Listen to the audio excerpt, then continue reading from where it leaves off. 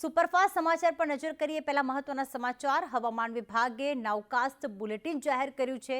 અત્યારે 8 વાગ્યા છે અને આજે સવારે 10 વાગ્યા સુધી એટલે કે આ 2 કલાકના સમયગાળામાં 5 જિલ્લામાં ભારે વરસાદનું રેડ એલર્ટ આપવામાં આવ્યું છે।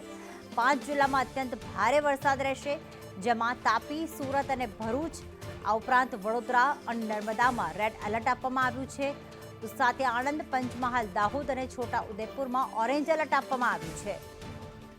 નવસારી છે, ડાંગ છે, વલસાડ છે કે જ્યાં પણ ઓરેન્જ એલર્ટ આપવામાં આવ્યું। આ ઉપરાંત જૂનાગઢ, ગીર સોમનાથ અને અમરેલીમાં પણ ભારે વરસાદનું ઓરેન્જ એલર્ટ અને બાકીના તમામ જિલ્લાઓ જે છે ગુજરાતના ત્યાં યલો એલર્ટ આપવામાં આવ્યું છે। એટલે કે સાર્વત્રિક વરસાદની આગાહી છે, પણ 5 જિલ્લા એવા છે કે જ્યાં રેડ એલર્ટ, અમુક જિલ્લા એવા પણ છે કે જ્યાં ઓરેન્જ એલર્ટ આપવામાં આવ્યું છે, જેમાં ખાસ બોટાદ, ભાવનગરનો, ગીર સોમનાથનો, જૂનાગઢનો સમાવેશ થાય છે, જ્યારે મધ્ય ગુજરાતમાં ખાસ યલો એલર્ટ આપવામાં આવ્યું છે।